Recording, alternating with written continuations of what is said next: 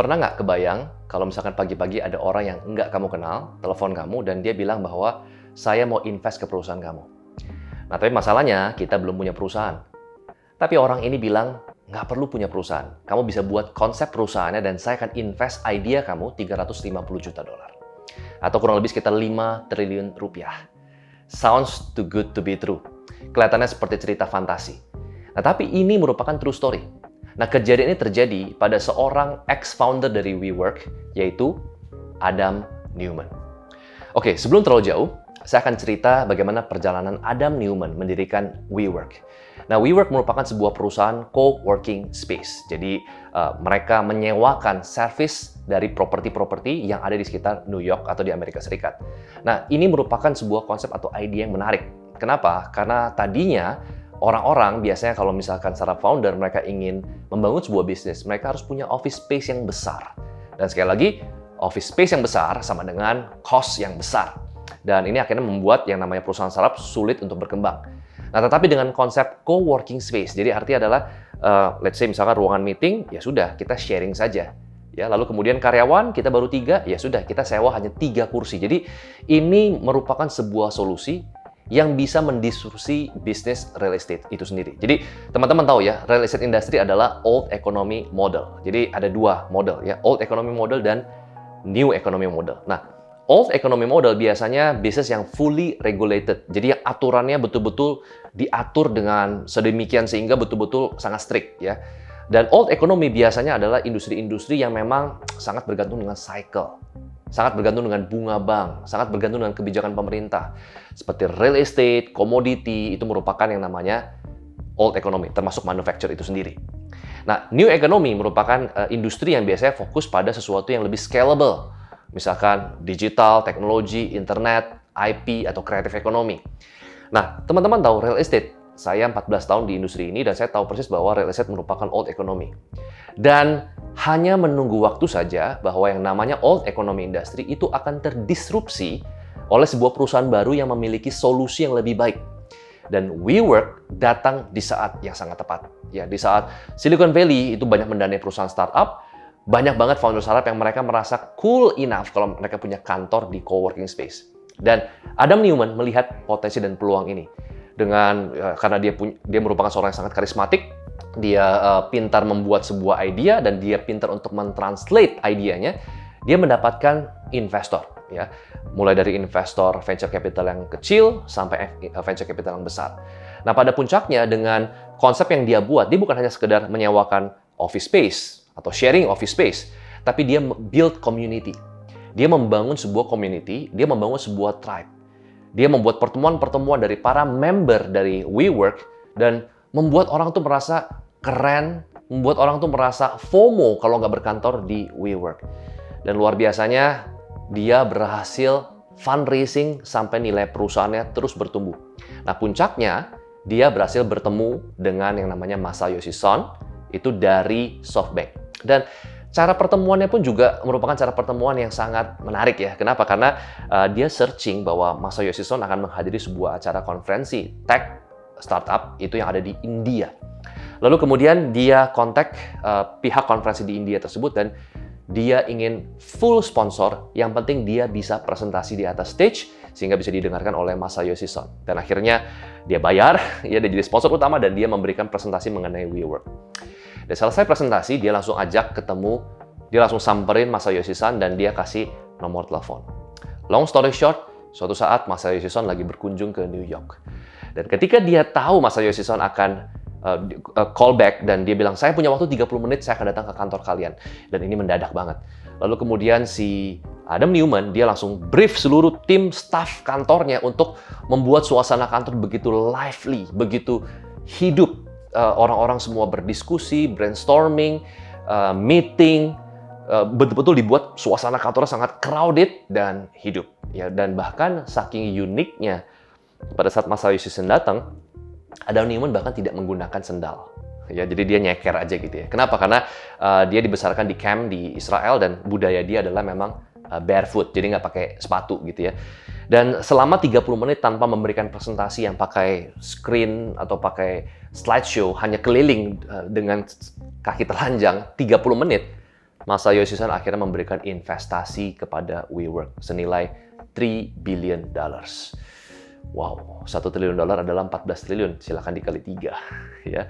Dan long story short, ya, Masayoshi Son atau SoftBank berinvestasi lebih dari $20 miliar dan valuasi tertingginya WeWork mencapai $47 miliar. Jadi $1 miliar itu 14 triliun dan valuasi mencapai $47 miliar. Akan tetapi ternyata yang namanya startup, mereka grow terlalu cepat, cost mereka atau burning rate mereka terlalu tinggi, sampai akhirnya mereka mencatatkan kerugian dan terus rugi. Dan pada puncaknya ketika mereka ingin filing untuk IPO perdana ya di New York Stock Exchange, akhirnya para investor mereka mulai melihat dan kritis, kenapa kok perusahaannya rugi terus-menerus dan bagaimana perusahaan ini bisa go public dengan valuasi yang fantastis $47 miliar. Dan akhirnya valuasinya terkoreksi, terjadi perdebatan internal, turun sampai luar biasa, sampai valuasinya mungkin sampai hanya belasan miliar, sampai hanya 9 miliar, dan terus turun. Dan tentu saja yang paling kehilangan adalah bukan Adam Neumann, tapi Masayoshi Son atau SoftBank itu sendiri. Lalu terjadi perdebatan, dan akhirnya SoftBank dan investor lain ingin membuat si Adam Neumann ini mundur. Dan Adam Neumann nggak mau mundur.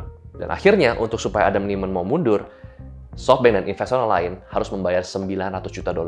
Jadi hampir $1 miliar untuk supaya Adam Neumann step down sebagai CEO. Tapi tetap menjadi stakeholders ya, tetap menjadi shareholders. Jadi kalau misalkan kita turun dari CEO, kita bukan owner ya. Kita tetap owner tapi kita tidak lagi aktif di operasi perusahaan. Jadi bayangin investor saking pengen Adam Neumann turun, itu sampai harus bayar hampir $1 miliar.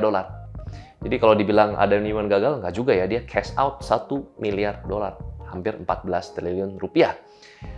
Ini luar biasa, prestasi yang luar biasa di usia yang waktu itu kalau nggak salah mungkin baru hampir 40 tahun, 39 tahun something. Dan kemudian akhirnya 2 tahun berselang, ya pada tahun 2021 kalau tidak salah, WeWork akhirnya berhasil sukses IPO dengan valuasi yang turun jadi menjadi $9 miliar. Dan sekarang mereka lagi tetap berusaha untuk bisa menjadi profitable company. Lalu selama 2 tahun Adam Neumann tidak pernah disorot kamera, tidak pernah diinterview, dan dia seakan hilang. Padahal sebenarnya enggak. Ya. Dia mungkin sempat berlibur sebentar, menikmati hampir $1 miliar cash yang dia terima karena dia step down. Tapi ternyata selama 2 tahun terakhir, dia aktif berinvestasi pada startup. Jadi dia merubah role-nya dari seorang founder menjadi seorang investor. Dan bukan hanya itu, dia tetap masih memiliki belief terhadap real estate. Dan dia menggunakan leverage, dia membeli lebih dari 3.000 apartemen dengan dana yang dia punya. Tentu saja dengan leverage bank. Dia meng-acquire banyak company, dan suatu saat tiba-tiba dia ditelepon oleh seorang investor yang mengatakan bahwa Adam Neumann nggak akan kenal dia, tapi dia kenal Adam Neumann. Siapa yang nggak kenal dengan Adam Neumann di Amerika Serikat?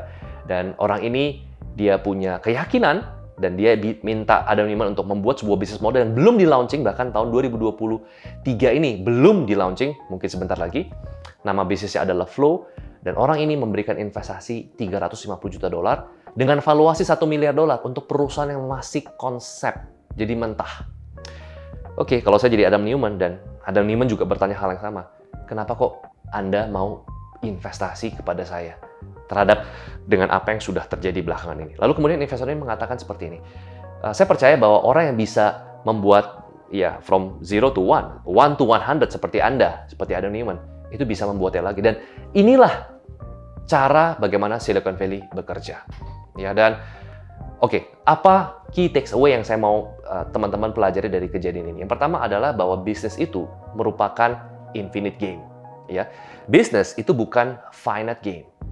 Finite game atau permainan terbatas itu hanya terjadi di permainan catur, sepak bola, basket, di mana mereka punya time limit. Ada awal, ada akhir. Ada pemenang, ada kalah. Ya, zero sum game, jadi ada yang menang, ada yang kalah. Kalau ada mulai, sepak bola mulai, 90 menit kemudian habis. Dan harus ditentukan siapa yang menang, siapa yang kalah. Tapi dalam bisnis merupakan infinite game. No time limit, no rules, ya, no player limit. Jadi kita tidak bisa mengatakan bahwa oke, Adam Neumann gagal. Adam Neumann telah membuat sebuah perusahaan yang tadinya sukses lalu akhirnya bangkrut.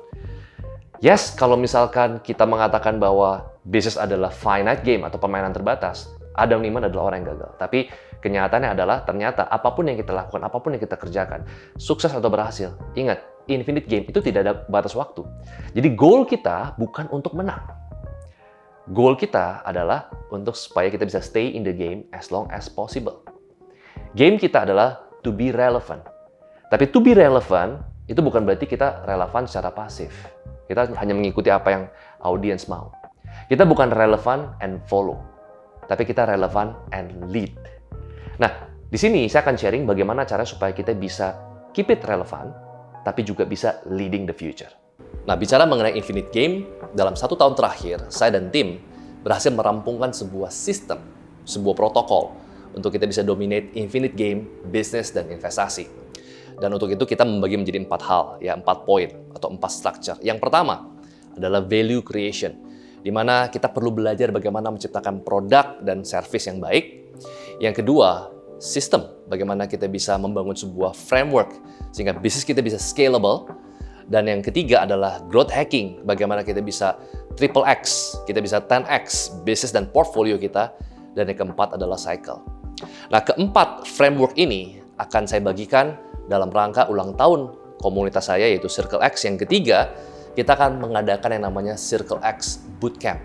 Jadi untuk teman-teman yang pernah ikut Circle X sebelumnya, sejak 2018, itu bisa ikut lagi karena kali ini Circle X Bootcamp akan sangat berbeda. Ya, akan ada 10 pertemuan.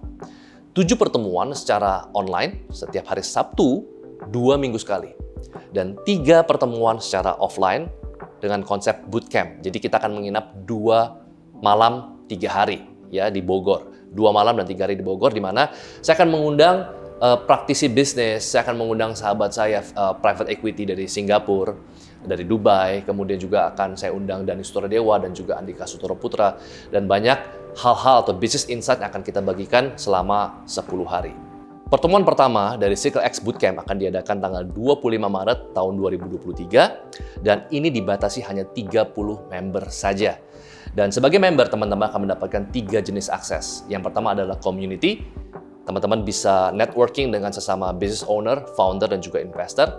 Yang kedua adalah mentorship. Jadi kita akan ajak practitioner untuk bisa mementor bisnis dan investasi portfolio kalian. Dan yang ketiga adalah direct investment opportunity. Jadi kita akan membuka opportunity untuk teman-teman member dari Circle X untuk bisa berinvestasi bareng dengan kita di private company. Ya, jadi selama 3 tahun terakhir kita telah berinvestasi di lebih dari 15-20 private company dan kita telah berhasil exit 2-3 company dengan nilai atau value mencapai 3x atau 3 kali. Jadi untuk teman-teman yang ingin punya akses untuk bisa bareng-bareng direct invest di startup atau misalkan private company yang punya potensi yang besar, teman-teman bisa bergabung menjadi member Circle X. Dan untuk informasi atau misalkan teman-teman ingin mendapatkan e-brochure dari Circle X, silakan hubungi nomor yang ada di bawah saya. I'll see you there. Ex-founder dari WeWork, yaitu Adam Newman. Oke, cut.